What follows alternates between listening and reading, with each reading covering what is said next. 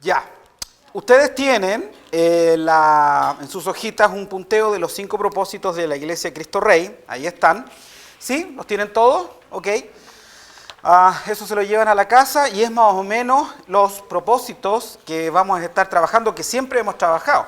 Recuerdo que hace un tiempo atrás en una reunión de discipulado, creo que el año pasado, me preguntaron, pastor, ¿qué pasó con pesca? Bueno, pesca se está cumpliendo. Ahora, otra cosa es que no lo publicitemos ni estemos constantemente haciéndole publicidad o propaganda al acróstico. Sí, los 5 propósitos se están cumpliendo, unos en mayor medida, otros en menor medida, pero sí estamos buscando ser una iglesia tanto equilibrada como armoniosa en estos 5 propósitos. Ya saben que hay muchas iglesias y queremos nosotros no caer en la idolatría de un solo propósito, iglesias que solamente anuncian y evangelizan y predican y pregonan, y está bien, pero sin embargo su enseñanza, el servicio, la comunión o la adoración son débiles. Hay otras iglesias, yo me recuerdo mucho cuando estaba pastoreando una iglesia en Maipú, no es mi iglesia en Maipú, y estaban predicando allá y la alabanza ese día salió más o menos, medio parecido como cuando nuestros, así como que no tomaron desayuno, salió más o menos. Sin embargo, bajo visión mía, el sermón había salido espectacular. Los hermanos llorando, todo. Y había una hermana impávida así, nueva, que había llegado en ese día, primera vez que asistía a la iglesia. Entonces yo fui a saludarla y le pregunté, ¿qué le pareció la iglesia? Sobre todo el sermón. Esa retroalimentación idolátrica que uno a veces busca. ¡Excelente el sermón! Me dijo, más o menos. ¿Y qué le pareció la prédica? Sí, no sé, pero a mí me gustan las iglesias que adoran, pastor. Entonces, obviamente, hay iglesias que caemos en la idolatría de la doctrina. Todo es doctrina. No hay adoración, no hay oración, no hay alabanza, no hay comunión. Otros extremos. Entonces, ¿qué es lo que nosotros buscamos como Iglesia de Cristo Rey? Tratar de llegar a un equilibrio. Ahora, ¿la iglesia perfecta existe o no existe? No existe. Iglesias saludables pueden existir. Iglesias perfectas no existen. ¿Esa iglesia perfecta dónde está? En el cielo. La iglesia, ¿cierto? La Communio Sanctorum, la que está en el cielo, ahí con los espíritus de los justos hechos perfectos, nos dice Hebreos capítulo 12, esos están allá. Y algún día nosotros nos sumaremos a ello y después cuando venga la consumación final, ¿cierto? La consumación de la redención total, ahora estamos en el ya pero todavía no, algún día se va a cumplir todo, y ahí todo va a ser perfecto. Pero mientras tanto tenemos que ser fieles a la palabra del Señor. La palabra del Señor la encontramos en Hechos capítulo 2. En Hechos capítulo 2, versículo 40 en adelante. Si ustedes tienen sus Biblias, pueden leerla conmigo. En todo caso, aquí están un poco champurreados los textos en su hojita, ahí en los cuadraditos, ¿sí? Ahí están. Sin embargo, voy a hacer la lectura de la misma escritura hasta el verso 47, del 40 al 47, y dice así la palabra del Señor. Así que los que recibieron su palabra fueron bautizados, y se añadieron aquel día como 3,000 personas. Y perseveraban en la doctrina de los apóstoles, en la comunión unos con otros, en el partimiento del pan y en las oraciones. Y sobrevino temor a toda persona, y muchas maravillas y señales eran hechas por los apóstoles. Todos los que habían creído estaban juntos y tenían en común todas las cosas. Y vendían sus propiedades y sus bienes y lo repartían a todos según la necesidad de cada uno. Y perseveraban unánimes cada día en el templo, y partiendo el pan en las casas, comían juntos con alegría y sencillez de corazón, alabando a Dios y teniendo favor con todo el pueblo. Y el Señor añadía cada día a la iglesia los que habían de ser salvos. Oremos. Gracias, Señor, siempre. Amén. ¿Cuáles serán los fines que persigue, los propósitos de la iglesia? A veces se confunden con lo que se llamaría, por un lado, los atributos de la iglesia y por otro lado, las marcas de la iglesia. Los atributos de la iglesia, dice por ejemplo el símbolo niceno-constantinopolitano, el 381 después de Cristo, o el credo largo, dice: creo en la santa iglesia, o en la iglesia, dice una santa, católica y apostólica. Eso es lo que se llamarían los atributos de la iglesia. Es una, porque obviamente el Señor es uno y somos su cuerpo. Cristo no tiene dos cuerpos, gracias a Dios, tiene un solo cuerpo, ¿ya? Santa, porque estamos apartados, comprados, también estamos justificados para la gloria de Dios, somos el pueblo del pacto. Católica en el sentido de universal, una iglesia que está, de hecho la palabra católico, catheólico, significa 4 vientos. Esa es la raíz de católico, por si acaso, catheólico, 4 vientos. Donde sople el viento, norte, sur, este, oeste, ahí habrá un justo, un escogido del Señor que clama por el nombre del Señor en todas partes de la tierra. ¿Ah? En todas partes de la tierra. Y apostólica en el sentido de que estamos fundados sobre el apóstol Pedro, ¿cierto? ¿Cierto? ¿Amén? ¿Cuántos dicen amén? No. Apostólica en el sentido que estamos fundamentados en la enseñanza de los apóstoles. Efesios capítulo 2, versículo 20. Edificados sobre el fundamento de los apóstoles y profetas. Antiguo y Nuevo Testamento, la Escritura, la revelación. Ese es el fundamento. Cristo expresado en la palabra. Esas son. Ahora, Calvino y los reformadores descubrieron no solamente los atributos, sino que las marcas de la iglesia. Y las marcas de la iglesia, ¿cuáles son las marcas de la iglesia? A ver quién se las sabe. Que no sea ninguno de los seremi. Ninguno de los seremi. ¿Ah? Las marcas. ¿Cómo conocer la iglesia? ¿Cómo sabes tú que estás en una iglesia bíblica cristiana? ¿Cómo sabe usted? ¿Ah? Como decía mi papá, el don de la chaqueta, decía mi papá. ¿Conocen el don de la chaqueta? Que cuando yo era pentecostal, iba a una iglesia donde el pastor tiraba una chaqueta y todos nos caíamos de espalda. En serio. Decía, en la iglesia no te agarran a chaquetazo, me decía mi papá. Porque no me acompañaba a esa iglesia. La unción del Espíritu. No, las marcas de la iglesia son una correcta predicación de la palabra, una correcta administración de los sacramentos y la aplicación de la...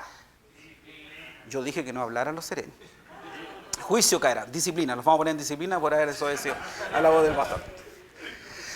La disciplina que busca la restauración y la santidad de todos nosotros. Si nadie, algunos piensan disciplina como castigo. Disciplina para algunos cristianos es como una palabra obscena, escandalosa. No, disciplina de discípulo por si acaso. Somos discípulos de Cristo y necesitamos vivir bajo la disciplina. ¿Acaso usted no tiene a su hijo en disciplina?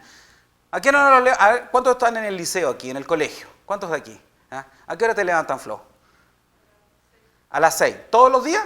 Eso se llama disciplina. Eso se llama disciplina. Todos los días se me levantan, de lunes a viernes o de lunes a sábado, dependiendo. Pero aquí nosotros vemos los propósitos de la iglesia, es decir, lo que nosotros buscamos para poder ser iglesia, para poder funcionar como iglesia. Alguien dijo, la iglesia es lo que hace. Y lo que hace, desarrolla a la iglesia. Y una de las cosas que nosotros vemos aquí, en primer lugar, es que la iglesia es una iglesia que proclamaba la palabra del Señor. Mira lo que dice el versículo 40. Y con otras muchas palabras testificaba y les exhortaba diciendo, sed salvos de esta perversa generación. El evangelio en primer lugar se predica con palabras. Digo en primer lugar porque también se puede predicar con hechos, pero de manera subsidiaria. ¿Cuántos han escuchado esta mentira? Predican todo tiempo, pero cuando puedas, usa palabras. ¿Han escuchado esa mentira? Ya, eso es mentira. Porque el evangelio se predica con palabras. Porque yo no soy infalible. Porque mi ejemplo no es infalible. La Biblia es infalible, o si no caeríamos en el romanismo. Yo trato, por la gracia de Dios, de ser un buen esposo, un buen padre, pero fallo. Y me equivoco. Con eso no te estoy diciendo que hay que darle rienda suelta. Total, el testimonio no importa. Comamos y bebamos que mañana moriremos. Total, Dios me ama. A mí me gusta pecar, ¿cierto? Y a Dios le gusta perdonarme, como decían algunos. No se trata de eso. Se trata que la verdad se expresa con palabras. Cristo es la palabra, el logos, la expresión máxima. Es el verbo, es la palabra. Y nosotros, si queremos ser fiel al mensaje del evangelio, debemos aprender la palabra, porque Dios ha escrito su palabra. La escritura nos enseña claramente que el Espíritu Santo inspiró la escritura es inspirada por Dios, inspirada por Dios. Dios decidió usar el verbo. ¿Por qué? No sé, no tengo idea. Pero a Él se le ocurrió. Es el medio por el cual Él comunica el evangelio, comunica la buena nueva. Nosotros ni con nuestros hechos vamos a poder expresar completamente todo el evangelio de Dios. Si la gente nos mirara, si la gente nos observara día a día, tarde o temprano se van a decepcionar. Lo que pasa a veces en los reality shows. que el primer día, el segundo día de los reality shows, todos son simpáticos, todos se portan bien, todos son buena onda, todos son solidarios, pero a las 2 semanas ya se están odiando, a las 2 semanas, y así, y esa es la realidad nuestra, ¿o no? ¿No es a veces que nos odiamos los matrimonios? Odiamos a nuestros hijos, no estoy diciendo ese odio enconado profundo, sino que también somos imperfectos y arrastramos el pecado. Por eso la predicación no debe ser conducente a nosotros, debe ser conducente a Cristo el Señor. Él es el justo, Él es el que sufrió. Y por eso Len decía, cuando yo le decía a Len, hay uno que ya pensó por ti. No en el sentido que somos arracionales o antirracionales, en el sentido que Él ya es la verdad, que Él ya vino a este mundo, que Él ya murió en la cruz. Nosotros ahora creemos en la palabra. Dios hace su voluntad por la palabra, creó los cielos y la tierra por la palabra, y también tiene poder para crearte a ti, para transformarte a ti por la misma palabra, por el bendito evangelio de nuestro Señor Jesucristo. Mira lo que dice el apóstol Pedro con esas palabras. Por eso dice, con otras muchas palabras. Usemos palabras, usemos la escritura, aprendamos la Biblia, llenemos nuestro corazón de la palabra, seamos absorbidos por la palabra, seamos inundados por la palabra, seamos embargados por la palabra.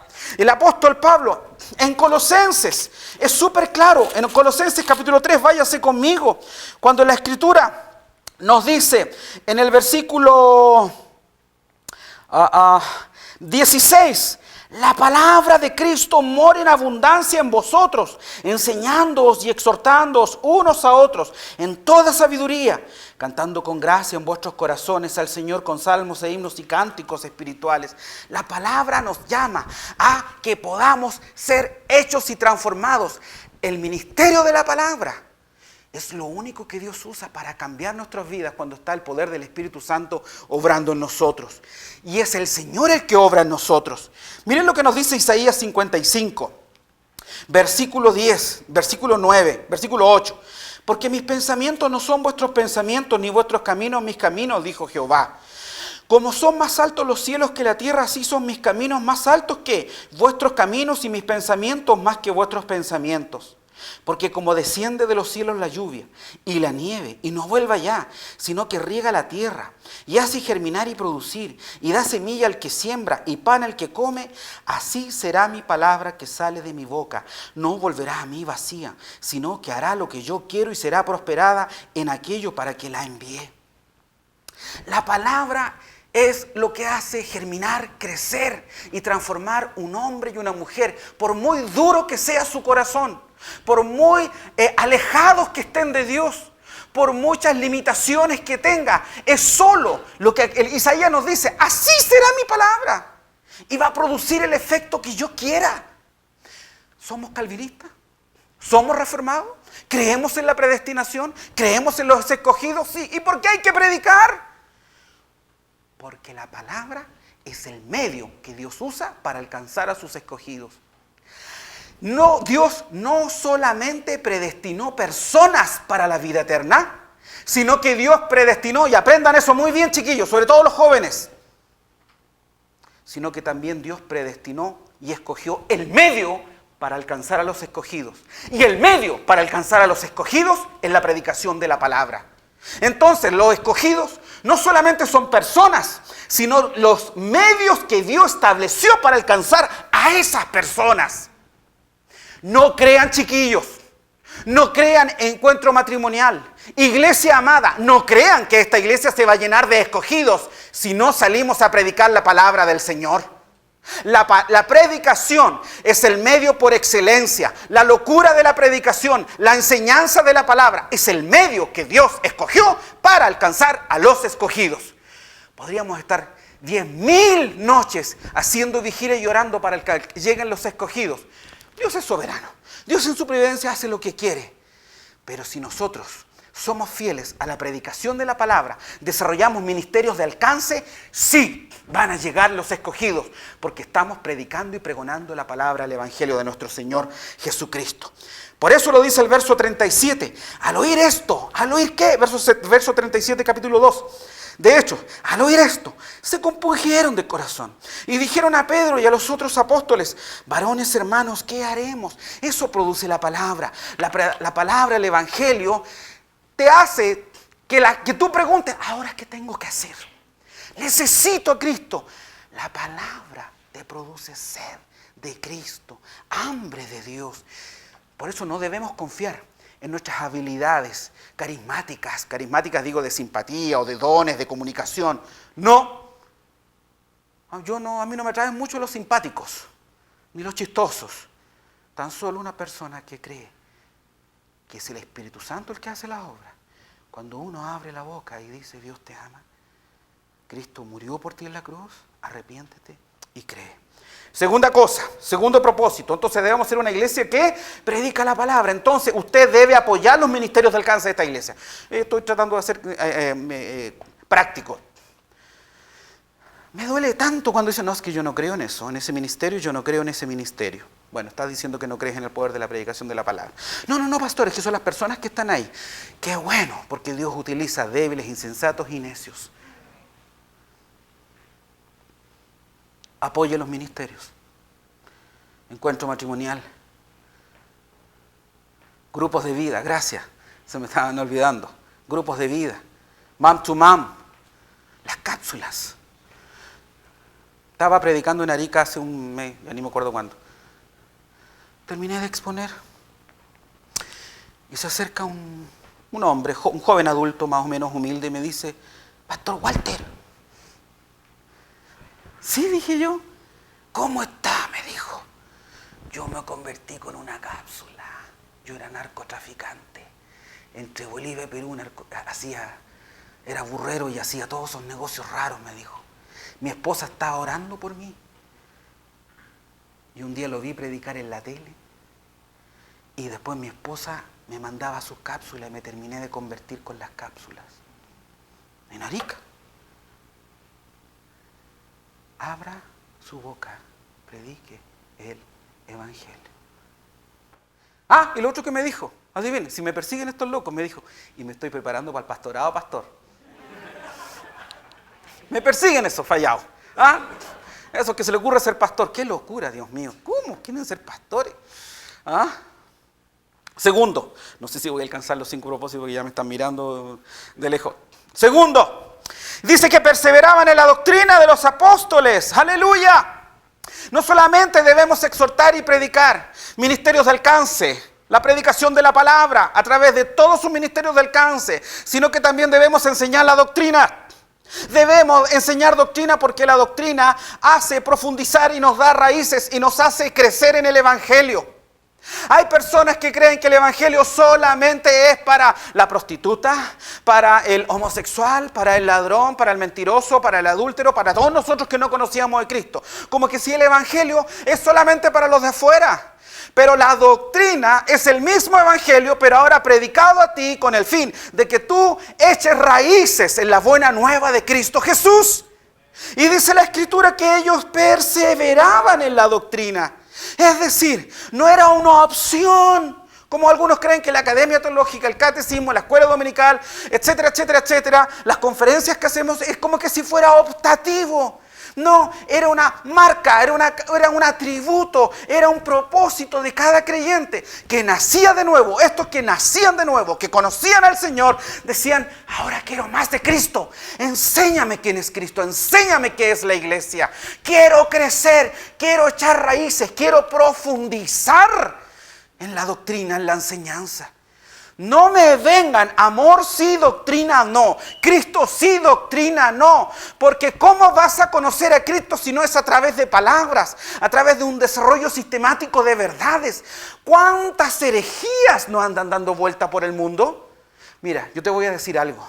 Si tú me dices Cristo sí, o Dios sí, amor sí, doctrina no, entonces anda a buscar a Cristo a los budistas. Ellos aman. Ellos aman. Vaya donde los hindúes, entonces a buscar a Cristo si hay tanto amor. Vaya para allá. Tú sabes que no lo vas a encontrar. Sabes que no lo vas a encontrar. Y no estoy en contra del amor. No estoy en contra de la dulzura, ni del perdón, ni de la comunión, ni de la tolerancia.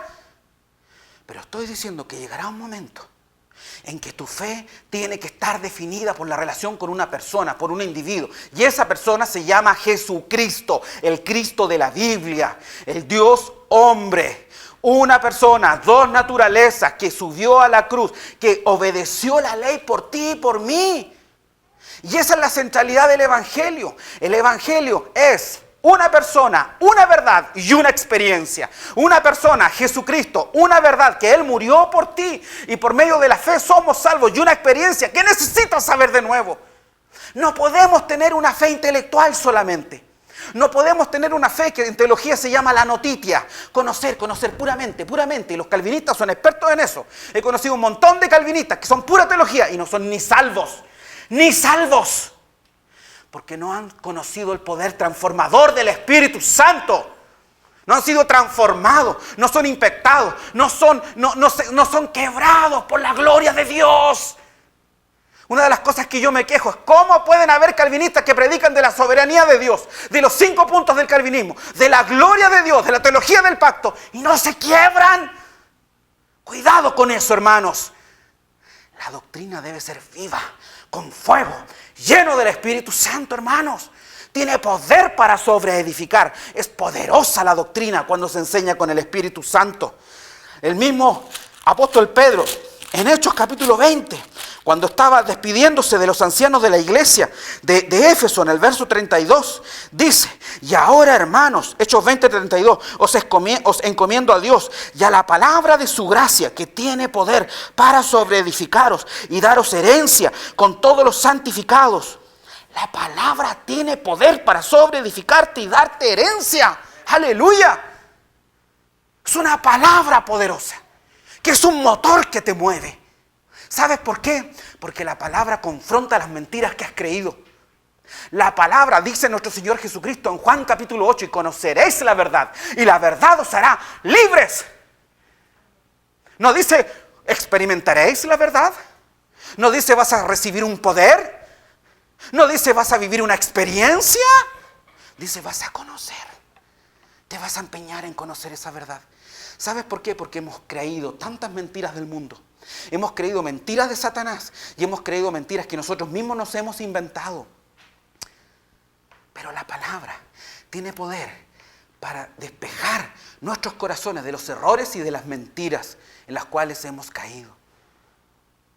No, pastor, es que yo soy depresivo. Ah, yo pensaba que eras cristiano. Toma asiento, conversemos un ratito. No, pastor, es que yo sufro una disfunción bipolar y yo soy bipolar. Yo soy. ¿Eres? De tal manera que si alguno está en Cristo. Ayúdenme con el texto, 2 Corintios 5:17.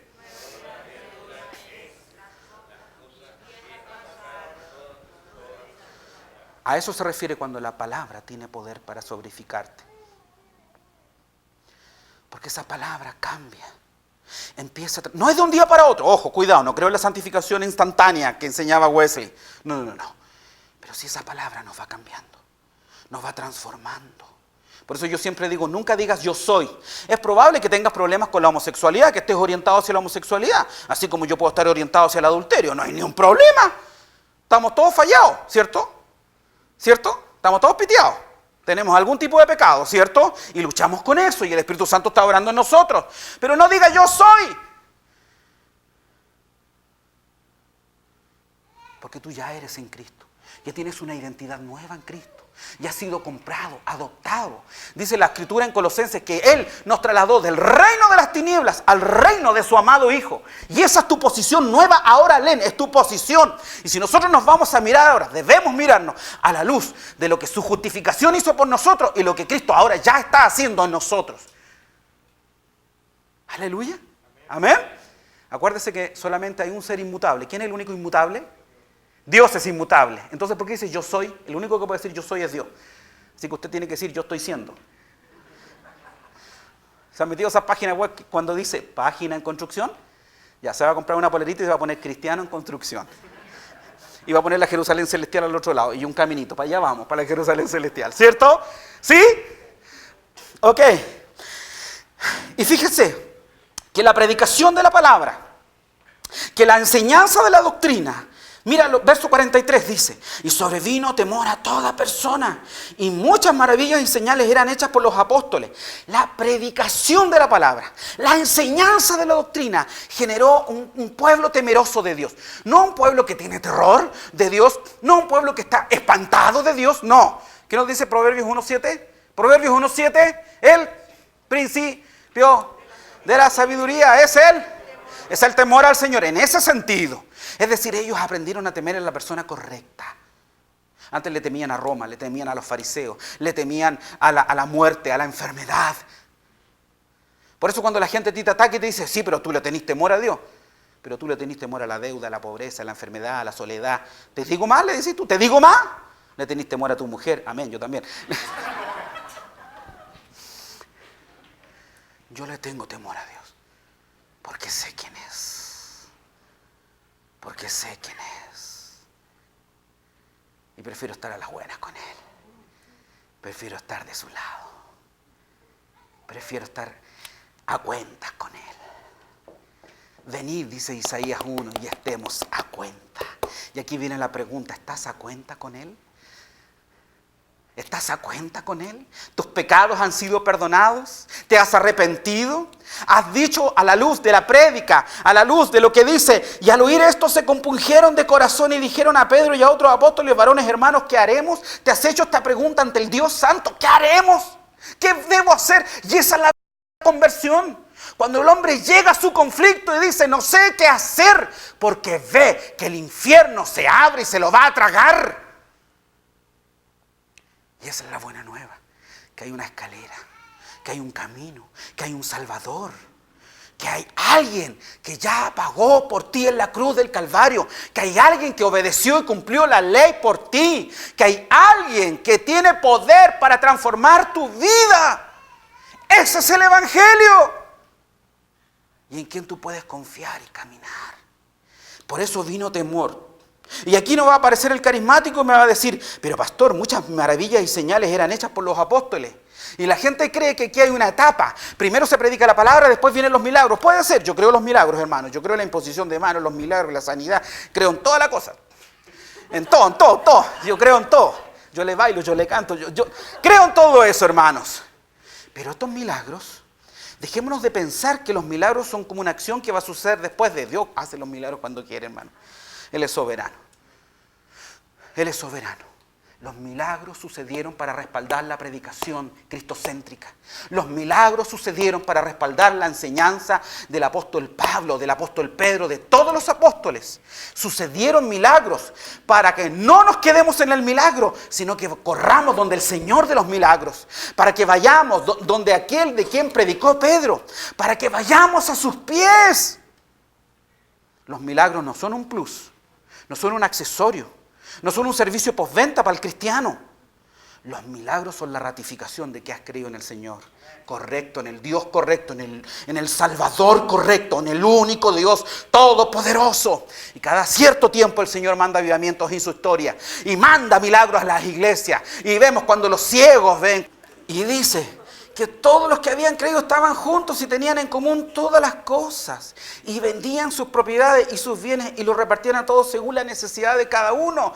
El Evangelio rompe nuestros egoísmos y pasamos a pensar en el otro. Hermano, ¿qué necesidad tienes tú?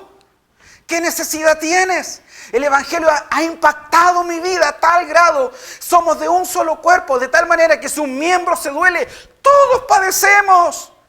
Hermano, si tú te estás doliendo, dime en qué podemos ayudar. Y aquí en el servicio encontramos la misericordia, la necesidad, cubrir las necesidades unos de otros. Por eso nosotros levantamos la canastita de, querida Elisa, ¿cómo se llama el kilo de amor? ¿Kilo de amor? El kilo de amor. Misericordia, una vez al mes levantamos misericordia. Hermano, hemos hecho actos generosos de misericordia y no los publicamos, ni los decimos, ni los andamos en tremendas cantidades muchas veces a personas enfermas, personas terminales. Porque nos duele cuando uno de nosotros se está doliendo, porque entendemos el concepto de cuerpo, que la iglesia es una, y lo que a ti te pasa, a mí me pasa. Y en ellos se descubrió. Entonces el Evangelio, ¿qué hace el Evangelio? rompe el círculo del egoísmo. Se nos achica el ombligo, dijo uno. Cuando conocemos a Cristo. Cuando estamos sin Cristo tenemos así un ombligo. El único ombligo que nos miramos es el nuestro. Pero cuando conocemos a Cristo se nos achica el ombligo. Ya no nos andamos mirando si nos saludaron o no nos saludaron. Estamos más preocupados de las necesidades del otro. ¿Sabes por qué? Porque hay uno que se encarga de mis necesidades. Aprendan. Cada vez que usted encuentre un hermano murmurando, ese hermano no es maduro en el Señor. Porque estaba esperando de otros por su necesidad y no estaba esperando en el Señor. Pero son etapas, porque a mí también me pasó. Y son etapas. Pero ese hermano tenemos que hacerlo crecer. Y esta iglesia tiene que crecer. Pero todos tenemos que crecer. Todos. Por eso decía un teólogo: Señor, deja de mandar gigantes a tu iglesia y haz crecer a tu pueblo. ¡Ah, qué bonito! Deja de mandar gigantes.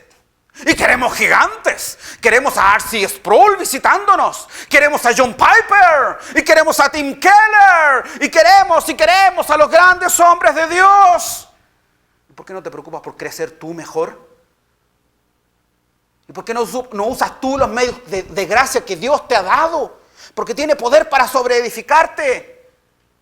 Porque el Espíritu Santo que está en R.C. Sproul, en Tim Keller o en Jonathan Edwards, ese Espíritu Santo también está dentro tuyo. Tenemos que ser diligentes, dice Primera de Pedro. Poned toda diligencia, todo empeño, todo vuestro esfuerzo. Y añadid a vuestra fe virtud. Y a vuestra virtud amor. Y a vuestro amor dominio propio. Dominio propio paciencia. Paciencia afecto fraternal. Porque si tenéis todas estas cosas, no vas a estar ociosos, dice la Escritura. Ociosos. Pongamos énfasis entonces en crecer. En nuestra comunión con el Señor. Amén. Servicio, comunión. Perseveraban unánimes cada día en el templo. Y partiendo el pan en las casas, comían juntos con alegría y sencillez de corazón. Cuarto propósito, la comunión. La comunión es sencillamente el Evangelio operando en cada uno de nosotros como el Dios Trino en una realidad comunitaria. La comunión. Pero la comunión, ojo, no es solamente el buena onda y el pasarlo bien y el matarnos de la risa, que está bien, creo. CHI. ¿Lo amamos? Lo amamos. Lo amamos. Amemos. Amemos. Sí. Bueno, ustedes saben, el país que está más cerca del cielo es Argentina, ¿cierto? No, nosotros, Chile, el cielo. ¡Aleluya, hermano!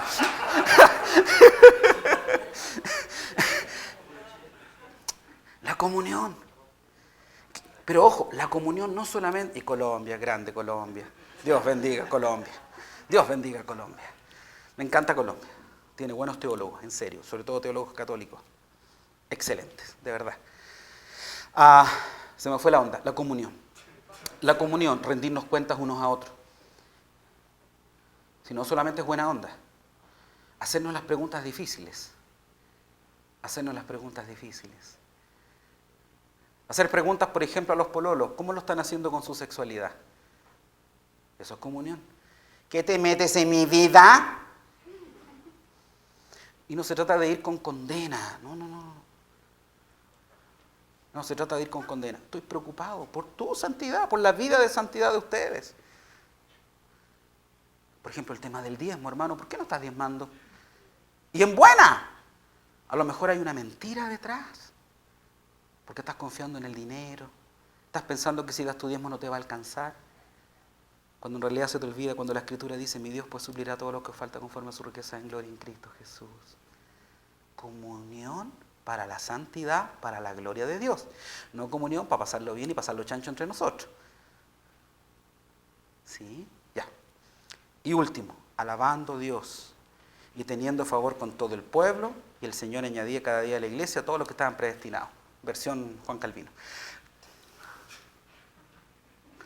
¿Sí? Todo redunda para la gloria de Dios. Nuestra teología tiene que ser doxología. Apunta a la gloria de Dios.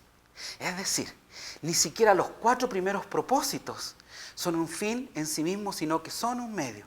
Porque el único fin que nosotros tenemos es la gloria de Dios.